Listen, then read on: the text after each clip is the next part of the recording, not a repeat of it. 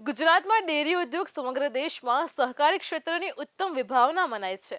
ત્રિભુવનદાસ પટેલ દ્વારા સ્થાપવામાં આવેલી અને કુરિયન દ્વારા વિકસાવવામાં આવેલી આ ડેરી ચળવળ આજે ફક્ત ગુજરાત અને દેશ જ નહીં, વિશ્વમાં સહકાર ક્ષેત્રનું ઉત્તમ ઉદાહરણ માનવામાં આવે છે. આ ડેરી સેક્ટર સહકારના ઉદાહરણની સાથે રાજ્યભરના પશુપાલકોની કરોડરજ્જુ પણ મનાય છે. લાખો પશુપાલકો અને માલધારીઓ આ ડેરી સેક્ટર પર જ નભે છે અને તેથી જ રાજ્યમાં ડેરી સેક્ટરે નોંધપાત્ર વિકાસ સાધ્યો છે. હવે આ જ ડેરી સેક્ટરનું વાતાવરણ ડહોળાઈ ગયું છે. રાજ્યના ડેરી સેક્ટરમાં વિવાદની એક કે બે નહીં પણ ત્રણ જુદી જુદી ઘટનાના લીધે રાજ્યના સહકાર પ્રધાનના પણ કાન ઊંચા થઈ ગયા છે. તેના કારણે તેઓએ પણ ડેરીના ચેરમેનને બોલાવવા પડ્યા છે અને સાથે જ સ્થિતિ એવી છે કે ઉત્તર, મધ્ય અને દક્ષિણ ગુજરાત આ ત્રણ જાણીતી ડેરીઓમાં વર્તમાન સંચાલનને લઈને પશુપાલકોથી લઈને તેમની જ કમિટીના સભ્યો સુદ્ધા નારાજ છે. આ નારાજગી હવે ફક્ત તેમની સામાન્ય સભાઓ સુધી જ સીમિત ન રહેતા રસ્તા ઉપર ઉતરી આવી છે. સાબરકાંઠાની સાબર ડેરીમાં ભાવફેરને લઈને અરવલ્લી અને સાબરકાંઠા જિલ્લાના પશુપાલકો વિફર્યા છે અને તે સાબર ડેરીની સામે જ રસ્તા ઉપર ઉતર્યા હતા અને તેમાં દેખાવ કરવા આવેલા એક પશુપાલકનું મોત પણ થયું છે. પોલીસે આ ઘટનામાં 60ના ટોળા સામે ગુનો પણ નોંધ્યો છે. સાબર ડેરીના ઘટનાક્રમને લઈને સ્થિતિ વણસતા સહકાર મંત્રી જગદીશ વિશ્વકર્માએ પણ સાબરકાંઠા ડેરીના ચેરમેન અને એમડીને ગાંધીનગર બોલાવીને પશુપાલકોના આક્રોશના મુદ્દે ખુલાસો માંગ્યો છે. બીજી બાજુએ મધ્ય ગુજરાતમાં વડોદરાની બરોડા ડેરીમાં ધોળા દૂધનો કારોબાર પણ કાળો થઈ ગયો છે. આ બાબત એટલી વધી ગઈ છે કે તે પોલીસ ફરિયાદ સુધી પહોંચી ગઈ છે. આખા ઘટનાક્રમમાં જોઈએ તો વડોદરામાં દેસરની રાજપુર દૂધ મંડળીમાં બનાવટી ગ્રાહકોના નામે દૂધ ભરીને ગેરરીતિ આચરાય હોવાના આક્ષેપોથી ખળભળાટ મચ્યો છે. આશ્ચર્યની વાત તો એ છે કે રજિસ્ટર્ડ સભ્યો હોવા છતાં આ ખોટા નામે દૂધ ભરાવવાની જરૂર કેમ પડી? આ સવાલનો જવાબ હજુ સુધી મળ્યો નથી. આ મોરચી સ્થિતિ એટલી વણસી ગઈ છે કે દેસર તાલુકાના મેરાકુવા દૂધ ઉત્પાદક સહકારી મંડળીના મંત્રી અને પ્રમુખની સામે ઠગાઈનો કેસ પણ નોંધવામાં આવ્યો છે. આમ દૂધની મંડળી જાણે ઠગ મંડળી બની ગઈ હોય તેવો ઘાટ સર્જાયો છે.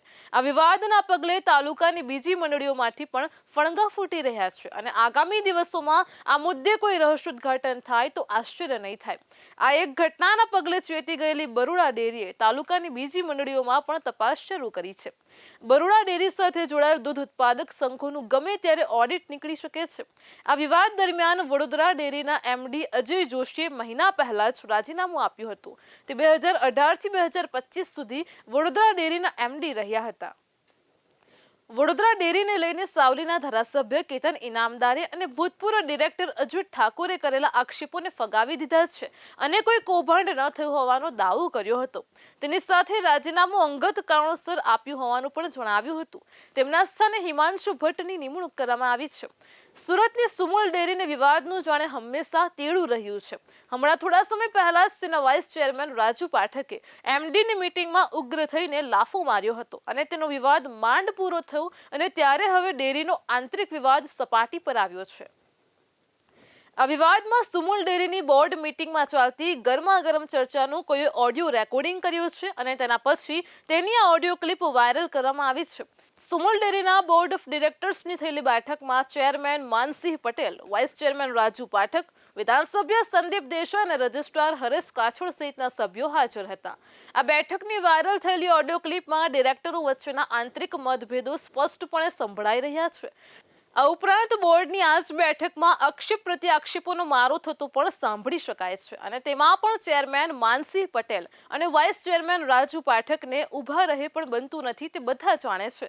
આ બધી જ ઘટનાઓ દર્શાવે છે કે ગુજરાતના ડેરી સેક્ટરમાં દૂધનું રાજકારણ ખરેખર ડહોળાઈ ગયું છે. આ ડેરી સેક્ટર અને તેના વિવિધ બોર્ડની રચનાનો મૂળ ઉદ્દેશ્ય તો પશુપાલકોના હિતોની જાળવણી કરવાનો હતો. હવે જાણે આ જ પશુપાલક કોરાણે મુકાઈ ગયો હોય તેવી સ્થિતિ છે. ટોચના સ્તર પર બેઠેલાઓ કૌભાંડ કરીને પશુપાલકને પશુની જેમ જીવન વિતાવવાની ફરજ પાડતા હોવાની લાગણી પશુપાલકોમાં ઊભી થઈ છે. એક સમય પશુપાલકોનું જીવનદાતા માનવામાં આવતું આ ડેરી સેક્ટર જાણે હવે પશુપાલકોનું શોષણ કરવા ઉપર ઉતરી આવ્યું હોવાનું પશુપાલકોને લાગી રહ્યું છે. આજે પશુપાલકો યોગ્ય ભાવ માટે પોતાની જ ડેરી સામે આંદોલન કરવું પડે છે તેવી સ્થિતિ છે. આના કારણે પશુપાલકોમાં એવી લાગણી પણ ઉદ્ભવી રહી છે કે અમારા જ લોહી પરસેવાની મહેનતમાંથી બનેલી આ ડેરીઓ હવે અમારા જ ગળા કાપવા માટે ઉતરી આવી છે. આ ડેરીઓનું બોર્ડ રાજકારણ રમવામાંથી ઊંચું આવતું નથી. પશુપાલકોની ચિંતા તેમના માટે જાણે મુખ્ય વિષય જ નથી. ડેરી સેક્ટરનું રાજકારણ રચનારાઓ આંતરિક હુંસાતુસીમાંથી ઊંચા નથી આવતા. એક જૂથ બીજાને પાડી દેવા માટે સતત પ્રયત્નશીલ રહે છે. આ બધી હુંસાતુસીમાં પશુપાલકોનું હિત જોખમાયું છે. ડેરી સેક્ટરના રાજકારણમાં પશુપાલક જાણે હાસ્ય ધકેલાઈ ગયો છે, જ્યારે વાસ્તવમાં પશુપાલક જ તેનું કેન્દ્રબિંદુ હોવો જોઈએ. પશુપાલકોના પરસેવાની કમાણીમાંથી ઊભી થનારી આ ડેરીઓ હવે જાણે પશુપાલકોનું જ લોહી ચૂસવા લાગી હોય તેવું પશુપાલકો માની રહ્યા છે. આજે સહકારી ક્ષેત્રને વધુ ઊંચા સ્તરે લઈ જવાની તક મળી છે અને ત્યારે આ જ ડેરીઓનું રાજકારણ તેની પ્રતિષ્ઠાને તળિયે લઈ જઈ રહ્યું છે. પશુપાલકોની આવક વધારવા માટે રચાયેલી ડેરીઓ હવે તેમની જીવાદોરીને મરણતોલ ફટકો મારી રહી છે. પશુપાલકોને ડર છે કે ડેરીઓની આ પ્રકારની નીતિના પગલે તેમણે આગામી દિવસોમાં ક્યાંક પશુની જેમ જીવવાના દિવસ ન આવે. બસ આ જ ડરના કારણે તેમને રસ્તા ઉપર ઉતરવાની ફરજ પડી હતી. આમ રાજ્યના ડેરી સેક્ટરનું ડહોળાયેલું રાજકારણ કેટલા લોકોના જીવન ડહોળાવશે તે બહુ મોટો સવાલ છે.